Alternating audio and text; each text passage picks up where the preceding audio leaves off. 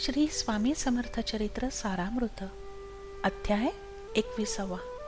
ग्रंथकार कैलासवासी विष्णू बळवंत थोरात. श्री गणेशाय नमः. देवाचे सुंदर मंदिर बांधल्यावर त्यावर कळस बनवला की ते मंदिर पूर्ण झाले असे म्हणतात. स्वामींनी माझ्याकडून हा स्वामी चरित्र सारामृत ग्रंथ 20 अध्यायापर्यंत पूर्ण करून घेतला. आता स्वामींनीच हा 21वा कळसाध्याय माझ्याकडून वदवून घ्यावा आणि भक्त कल्याणासाठी हा ग्रंथ पूर्ण करावा अशी मी त्यांना विनंती करतो. आता हा अवतार संपवावा असे स्वामींच्या मनात आले तेव्हा त्यांनी देहत्याग केला आणि पुन्हा परमतत्व रूप झाले. शके 1800 बहुधान्य संवत्सरात चैत्र शुद्ध त्रयोदशीला मंगळवारी संध्याकाळ सुरू होण्याच्या समयास स्वामींनी आपला अवतार संपवला. षटचक्र भेदून ब्रह्मरंध्राला छेदून स्वामींची आत्मज्योत त्यांच्या शरीराबाहेर निघाली. जवळ असलेले सर्व सेवेकरी शोक करू लागले. त्या दुःखद प्रसंगाचे वर्णन करता येऊच शकत नाही. त्यावेळी अक्कलकोटवासियांनी केलेल्या आक्रोशाचे वर्णन करायचे म्हटले तर हा ग्रंथ समुद्रासारखा विस्तारेल. असो, लोकांना सन्मार्ग दाखवण्यासाठी आणि सर्वांचा उद्धार करण्यासाठी स्वामींनी ज्या लीला दाखवल्या त्या लीलांचे वर्णन करणाऱ्या माझा मी थोडक्यात परिचय देतो. कोकणातील समुद्र किनाऱ्याशेजारी रत्नागिरी जिल्ह्यातील पालशेत गावामध्ये एका चित्तपावन कुळात बळवंतराव आणि पार्वतीबाई थोरात यांच्या पोटी माझा जन्म झाला. माझे नाव विष्णू असे ठेवले गेले. पालशेतमध्येच माझे बालपण गेले. आता सध्या कोपर्लीमध्ये उपशिक्षक म्हणून मी विद्यालयात कार्यरत आहे. इकडे शंकरशेठ नावाचे एक वाणी मारवाडी गृहस्थ माझ्या चांगल्याच ओळखीचे आहेत. ते माझे आश्रयदाते सुद्धा आहेत. ते स्वामींचे भक्त असून स्वामींचे श्रद्धाभावाने पूजन करतात. त्यांच्या मनात इच्छा आली की स्वामींच्या चरित्राचे श्रवण करावे. त्यांच्या इच्छेसाठी मी अत्यंत अल्पबुद्धीचा असूनही हे स्वामींचे गुणवर्णन करणारे चरित्र लिहिले.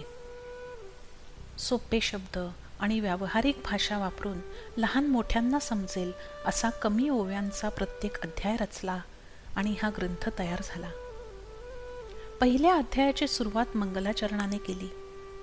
कार्यसिद्धीस न्यावे याकरिता देवतांचे स्तवन केले आणि स्वामी चरित्राचा आधार कोण याचे सुद्धा वर्णन त्या अध्यायात केले. दुसऱ्या अध्यायात वर्णन केले ते श्री गुरूंचे, जे कर्दळी वनातून निघाले आणि पुढे स्वामी समर्थ या रूपात जगात पुन्हा प्रकटले. भक्तांच्या उद्धारासाठी स्वामी अक्कलकोटमध्ये आले त्याचे वर्णन तिसऱ्या अध्यायात सापडते. स्वामींना त्रास देण्यासाठी 2 संन्यासी येतात, त्यांची कथा 4थ्या अध्यायात केली आहे. 5व्या अध्यायात कथा आहे ती मल्हारराव राजे यांची, जे स्वामींना आणण्यासाठी कारभारी पाठवतात. स्वामींनी यशवंतराव या राजदरबारी असलेल्या सरदारांना चमत्कार करून दाखवला त्याचे वर्णन 6व्या अध्यायात मिळते. तर 7व्या अध्यायामध्ये विष्णुबुवा ब्रह्मचारी यांची स्वामींच्या चरणी भक्ती कशी जडली याचा सविस्तर वृत्तांत आहे. 8व्या अध्यायात वर्णन आहे शंकर या गृहस्थांचे, ज्यांना स्वामींच्या कृपेने ब्रह्मसंबंधाच्या बाधेपासून मुक्तता मिळाली आणि स्वामींच्या आज्ञेनुसार शंकर यांनी बराच खर्च करून मठ बांधला त्याचे वर्णन 9व्या अध्यायात आहे. श्रोत्यांच्यासाठी पवित्र असे चिदंबर दीक्षित यांचे थोडक्यात चरित्र 10व्या अध्यायात वर्णन केले आहे. 11व्या, 12व्या आणि 13व्या अध्यायातून बाळाप्पा यांचे सविस्तर वृत्तकथन केले आहे. भक्तांना कल्याणकारी अशा भक्तिमार्गाचे संक्षिप्त वर्णन 14व्या अध्यायात केले आहे. बसाप्पा तेली हा स्वामी भक्त कसा झाला याची गोड कथा 15व्या अध्यायात आहे. हरिभाऊ मराठे यांच्या स्वामी भक्तीचे वर्णन 16व्या आणि 17व्या अध्यायात केले आहे. स्वामी पुत्रांचा लहान भाऊ जो स्वामींच्या भजनात तल्लीन झाला आणि पुढे दादाबुवा म्हणून प्रसिद्ध झाला त्याचे वृत्त 18व्या अध्यायात वर्णन केले आहे. वासुदेव फडके आणि तात्या या दोघांच्या लघुकथा 19व्या अध्यायात वर्णन केलेल्या आहेत. स्वामींच्या कृपेने एका निर्धन गृहस्थाचे भाग्य फळाला आले, त्याचे वर्णन 20व्या अध्यायात केले आहे. स्वामींनी आपला अवतार संपवला त्याचे वर्णन आणि ग्रंथ समाप्तीचे निवेदन 21व्या अध्यायात केले आहे. शके 1819च्या वसंत ऋतूमध्ये चैत्र वद्य त्रयोदशीला गुरुवारच्या दिवशी हा ग्रंथ पूर्ण केला गेला. माझे पिता बळवंतराव आणि माझी माता पार्वतीबाई यांना वंदन करून या ग्रंथाची समाप्ती केली. स्वामींनी आशीर्वाद दिला आहे की जो कोणी मनोभावे या ग्रंथाचे वाचन करेल त्याला उत्तम आरोग्य, संपत्ती आणि संततीची प्राप्ती होईल. त्याची कीर्ती सर्वत्र पसरेल. त्याच्या वाणीमध्ये सरस्वतीचे वास्तव्य राहील आणि तो हा संसार सागर पार करून मोक्ष प्राप्त करून घेईल. स्वामींच्या भक्तांच्या अंगी सदैव विनम्रता असावी, खोटा अभिमान नसावा आणि त्यांना ज्ञान प्राप्त व्हावे. स्वामी ज्या कारणासाठी हा ग्रंथ रचला आणि ज्यांनी त्याची सर्वत्र प्रसिद्धी केली अशा भक्तांचे आपण कृपा करून रक्षण करावे. हे कृपाळू स्वामी समर्था, मी अल्पबुद्धी आहे, तरी भावपूर्ण मनाने हे तुमचे चरित्र लिहावयास घेतले आणि तुम्हीच माझ्यावर दया करून माझ्याकडून हा ग्रंथ पूर्ण करवून घेतलात.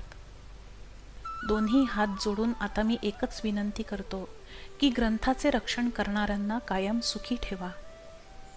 आता ज्ञानी वाचकांना विनंती करतो की मी केवळ एक मंदबुद्धी आहे, ज्याला कवित्व माहिती नाही, पण तरी माझे हे स्वामी चरित्रातील आर्त शब्द लक्षपूर्वक तुम्ही ऐकावे आणि कृपया त्यांचा उबग येऊ देऊ नये.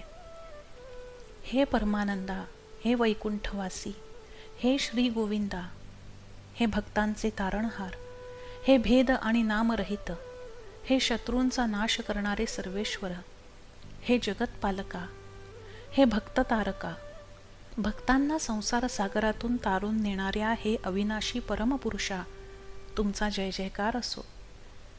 कमळावर विराजमान असलेल्या, कमळ नयन आणि कमळ वदन असलेल्या हे स्वामी, तुम्ही माझ्या हृदय कमळात निवास करावा.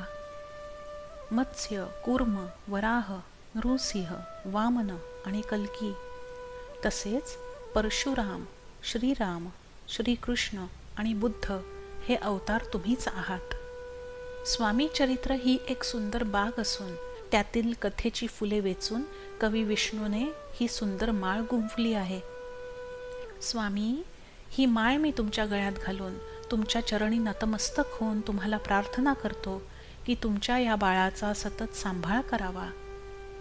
अशा प्रकारे श्री स्वामी समर्थ चरित्र सारामृत ग्रंथाचा हा 21वा गोड अध्याय भक्तांनी आनंदाने ऐकावा. श्री स्वामी समर्थ. जय जय स्वामी समर्थ.